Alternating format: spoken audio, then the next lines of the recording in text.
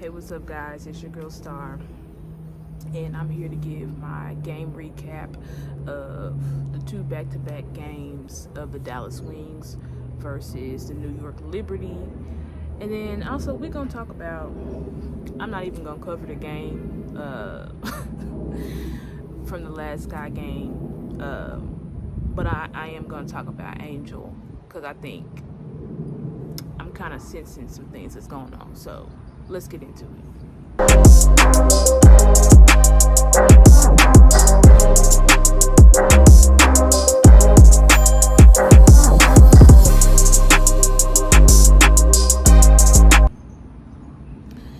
So starting off with the first game, I'll put the stats up here. We were in the game, right, the entire time. I think when you look at really where we lost, we didn't shoot threes efficiently. We shot more threes.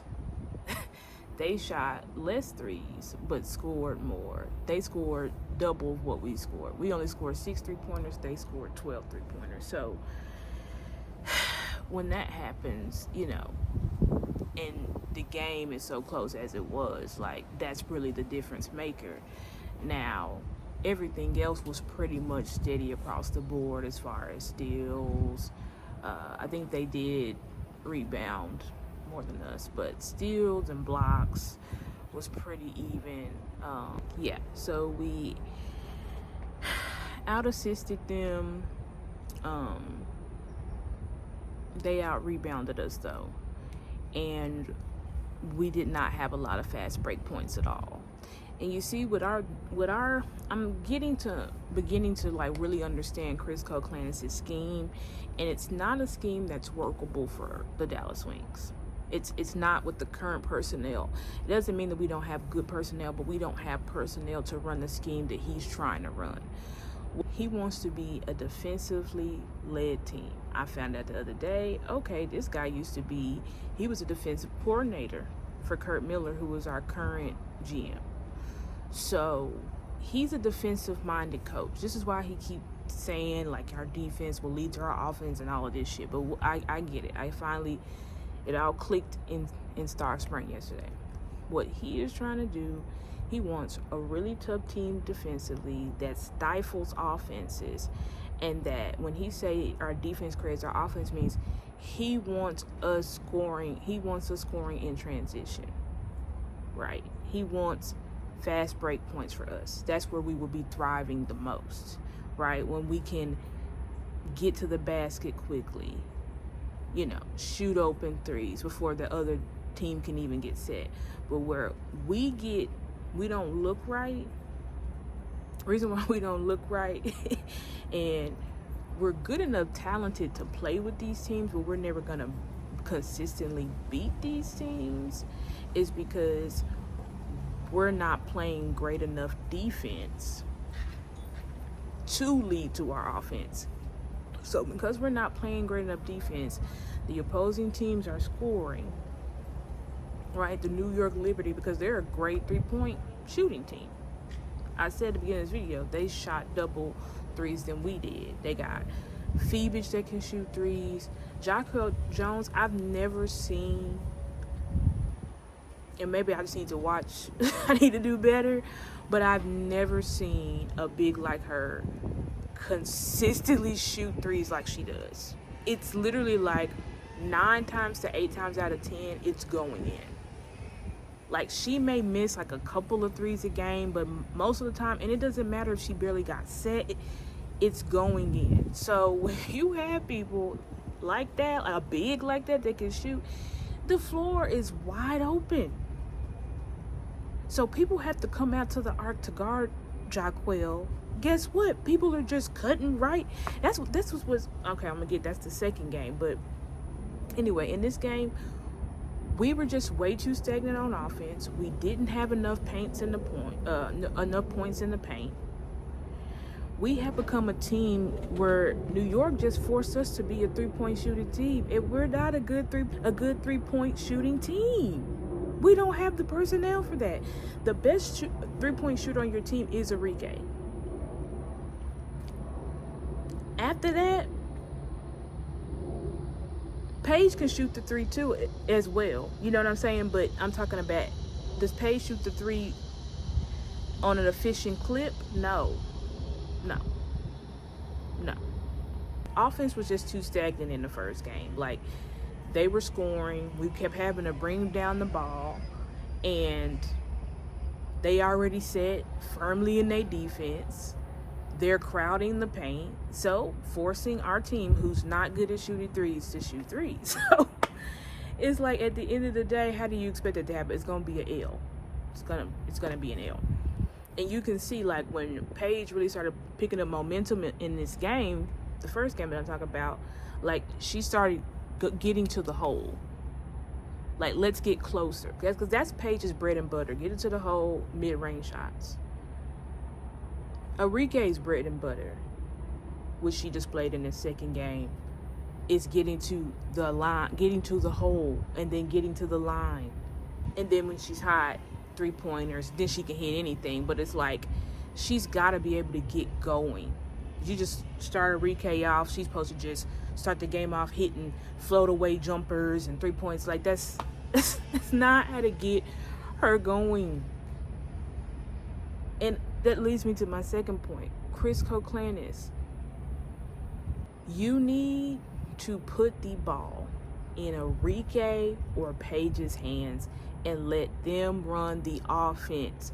Everything will run better. I think, personally, allow Paige to run the offense. Actually, I don't care if it's Paige or Arike. I believe both of them have showed that they can play together in their selfless. And if Arike has a ball, she's going to get it to Paige. We already showed on my channel how Arike is literally screaming at people, get the ball to Paige. So it's like, like, Arike has no problem with Paige having the ball. I don't think Paige has any problem. I feel like they both can do it, so why not just let them run the point as a tandem? Sometimes Paige runs it, sometimes Arike runs it. Like, they both can do it. Why are you limiting them? Why are you forcing Zaza and JJ Quinterly to run the offense? Like, this is anyway. All in all, the last game, like I said, even though Paige played the first game I'm talking about, even though Paige played well and Arike was able to come along, you know, at the end, she kind of struggled shooting, but still playing tough defense. And that's another thing I want y'all to look at. Like, basketball is more than offense. Please open up your eyes and look at what the hell else the players are doing on the other side of the ball that also matters, which is supposed to be their identity. They're supposed to be a defensive team. So if you're a Dallas Wings fan, you should be focusing more on the defense than the offense, because we know the whole point of our offense flows from us getting stops on defense. But y'all don't give a fuck about defense. Y'all only give a fuck about offense. And if you don't score 20 or 30 points, then you're ass. And I'm sick of that bullshit. See, y'all got me cussing again, but I'm sick of it. I'm tired of it. Like, have y'all noticed in these past couple games, in this game that I'm talking about, guess how many points Sabrina Ionesco had? It was like 9 points. And who was on her primarily? Arike. So open up your fucking eyes and look at what's happening in the games and stop focusing on, oh, well, Arike, look at her efficiency. She ain't shoot. Y'all do that same shit to Angel last year. Oh, because she didn't shoot efficiently, it doesn't matter. Her impact, her score, and her rebounding, her steals, or her defense, that doesn't matter because she doesn't have a high efficiency score. Fuck the efficiency. Look at how a player is actually impacting the game. It's as simple as that. It's as simple as that. Some players are more efficient shooters. And a reason why Arike hasn't been an efficient shooter is because she was taking, like, the most shots, or some of the most shots in the league. I don't know if she was number 1, but I'm pretty sure top 5, top 10. Top 5. Because I've checked it. In her previous seasons, like, nobody was playing more minutes than Arike. Nobody was shooting the ball more. So, of course, if I'm going to shoot the ball more, my efficiency is going to be lower. That's just how it fucking works. Duh. The more you shoot the ball, the more chances you have to make it, but the more chances you have to not make it. It's as simple as that. But that still didn't stop her from being number 2 in scoring in the league last year, only behind Asia Wilson, on a team that was trash, which means she was getting triple teamed, double teamed, and all of this shit, and she was still able to produce at that level. So I'm moving on to the next game. Here are the stats. This game we lost because pretty much the first half, but we just started off slow. Started off turning the ball over. You're not gonna win games when you turn the ball over against the defending WNBA champions. You're just not. So we just was playing sloppy basketball the first half. It was no energy. Nobody was doing anything. So was Arike shooting well in the first half? No, she was not. But no one else. And then another thing, they were not calling fouls for us till late in the game, because there was a few drives in that first half where Arike got fouled. Nothing. So that's another thing. Like, let's start using context when we see that. Stop just looking at box scores and actually look at the games, and then you will know what's actually going on. Because if you just look at the box scores, then you'll say, oh, 1 of 6 trash, 1 of 7 garbage. Like, please, let's look at the games. Let's actually turn our eyes on, look at the game. Arike, your leading scorer. I'm pretty sure she was leading in rebounds and leading in assists. So, of course, she had to step up. Paige was not on the floor. Paige is dealing with a back injury from last game. So, Paige sat out this game. I'm hoping that she'll be able to come, play in the next game. I think they just kept her out pretty much for, like, precautionary reasons, because she was participating in shoot around and stuff like that. But anyway, Maddie Segrist, Maisha Hines-Allen, they came up big for us, but Chris just put them in too late. They both, I think Maddie got like 25 minutes. Maisha Hines-Allen only got 20, Then he had Arike, he didn't give Arike no rest at all. Arike played 35 minutes. It's like, oh my God. She got 4 to 5 minutes of rest. She ain't rest at all in the second half. I will say, so the first half, we just came out slow. They got up huge. They were leading us almost like by 20 at half. And then the second half, we was like, fuck all that. Came with the defensive energy, which led to us only had like 24-25 last game. Guess how many we had this game? 50. So what does that show you? What does that show us, Star? Our team is a team that should play inside out. Inside out. We are not an outside in team. What I mean, this doesn't mean that we just need to be feeding Maisha Hines-Allen or Lee Rue or what's her name, Louisa Geisel-Sloiter. What I'm saying is that Paige needs to be getting to the hoop. Arike needs to be getting to the basket. Arike needs to be getting to the basket. We need to be drawing fouls, because one thing that Paige and Arike can do is shoot free throws. Did you know Arike is, what is she, top 5, I believe? She's top 5 in free throw percentage. So Arike doesn't miss free throws. So if Arike can shoot layups at a high clip and she can shoot free throws at a high clip, shouldn't you lead through that? Shouldn't you lead through that? You see what I'm saying? Like, same thing with Paige. Like, we can keep trying to shoot these mid-range and these threes, but they not going in efficiently. We can't play someone else's game. We have to play our game. I've talked about how many times there was close games where we're like just down a couple points. We always seem like we always just down a couple points, but we can't never pull it out. And it's like, oh, instead of getting to the line, getting to the basket and then getting to the line, we're shooting mid-ranges. We're shooting threes. Like, that's just not smart basketball. And again, we don't do it enough at an efficient clip. What Lee can do and what Geisel-Sloiter can do is they can play in the paint for us. You know what I'm saying? Like, they can play in the paint. They can play pretty good on, like, man-to-man defense.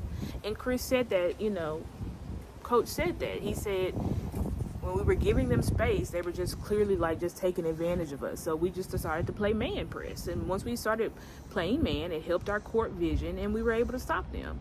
And I feel like, keep the identity, Chris. Like, how many times are you going to be shown the identity of your team but ignore it? This should not be no free-flowing offense. Everybody just gets the ball. You get the ball. You get the ball. You shoot. You get a shot. You get a shot. Fuck no. No. This offense needs to be ran through Paige and Arike.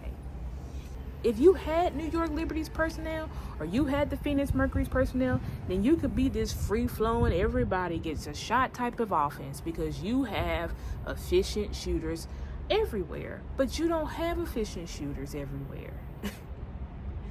But you do have two superstars in Paige and Arike that you can build a team around so that we can be successful. You do have that. Like, let's do what we can do and stop trying to do what we want to be. And I feel like he needs to really empower Paige, I feel like Paige is empowered, but you're not empowering Arike.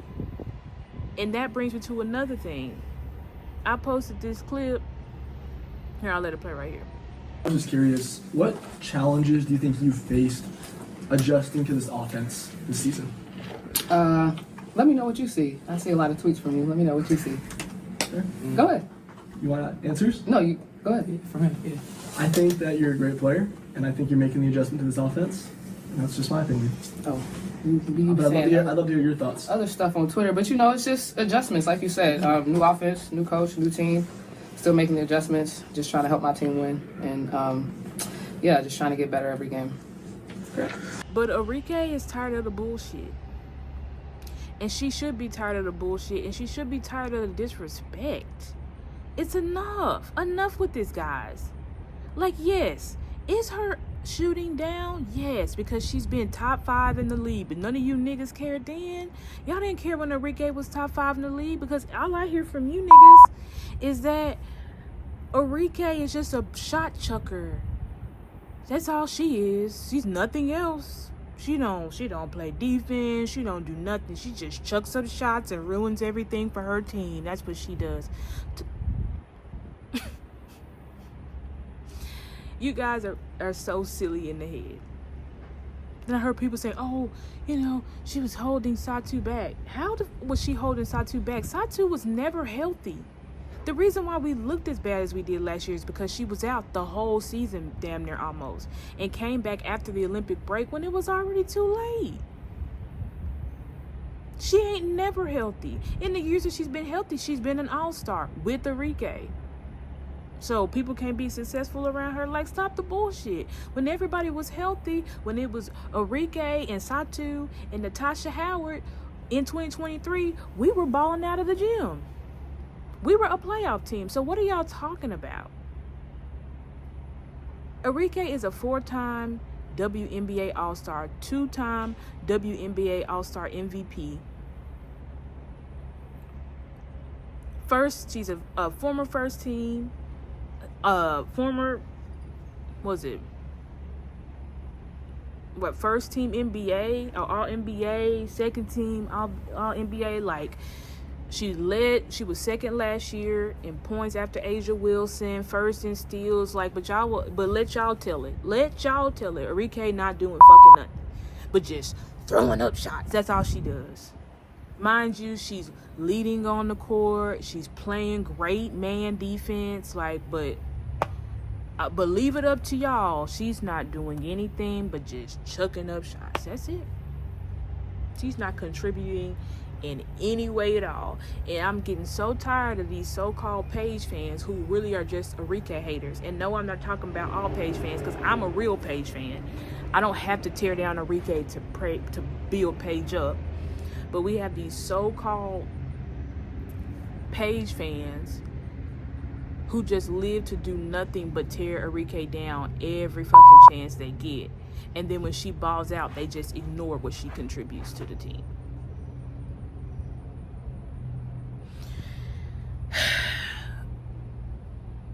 Enough with the disrespect, guys.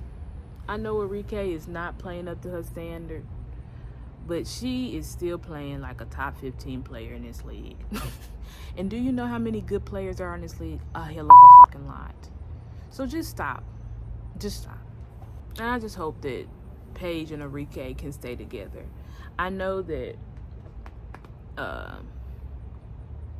I can't blame Arike if she wants to get the fuck out of here.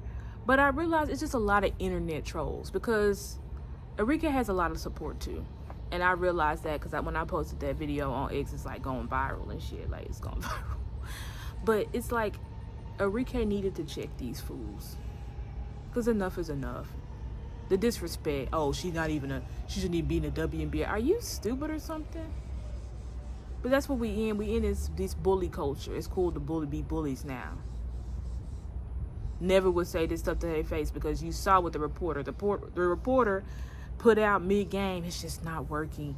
This offense just isn't working, and we have to be fair. She doesn't even look good with Paige not on the floor. She, we were saying that Paige was the issue, but she don't even look good without Paige. So Arike confronted him about it, and then I just think you're a good player. Like, no, you don't. That's not what you said. You said that I just don't look good. You ain't say nothing about me being no good player. You said I don't look good. This isn't working. She looks uncomfortable. Putting out buzzwords so that people can be like, yeah, she sucks. She ass. You knew what you were doing. And when you had a chance to stand on business, then after the fact, now you want to put a long post on Twitter. Boy, ain't nobody trying to hear all that shit.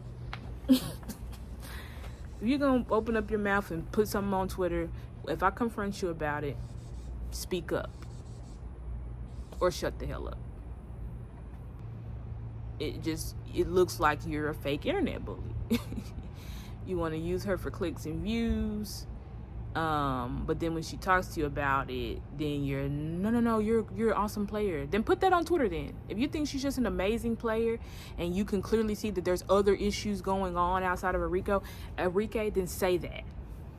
Say that and don't put online that she's really struggling. It's just not working. It's not working out. Thank y'all so much for rocking with me and supporting me. I'm gonna continue to push this content out. Dallas Wings fans, please subscribe to me. I love all my Angel Reese fans and my Dallas Cowboys fans, but I'm like, listen, I'm a Dallas Wings fan. I'm not a Chicago Sky fan. So if Angel leave, I'm out. Sorry, y'all Chicago Sky fans. I appreciate y'all. So I hope y'all real like Angel Reese fans because I'm an Angel Reese fan. So where she go, I go. But the Dallas Wings, I'm a Dallas Wings fan. So I love the players. I love Paige. I love Arike. But I'm a Dallas Wings fan. So it's like even if those two leave, I'm going to still support them. But I'm going to also still support the Dallas Wings. You feel me? So anyway, thank y'all so much. We still on the road to 700. It's been a couple weeks, but it's okay. I believe in you guys. I know I'm gonna get up there. So just please like the video, share, subscribe to my YouTube channel, and stay for the outro so that you can see all my social media handles. Peace. In perspective, she has 2 3-pointers tonight. She had made 4 total for the season coming into tonight. Angel Reese, good shoulder shake and spin move. Angel's got 8. That was textbook. After all, you got her talking big. James to the hole, got it. 20 first-half points for the rookie.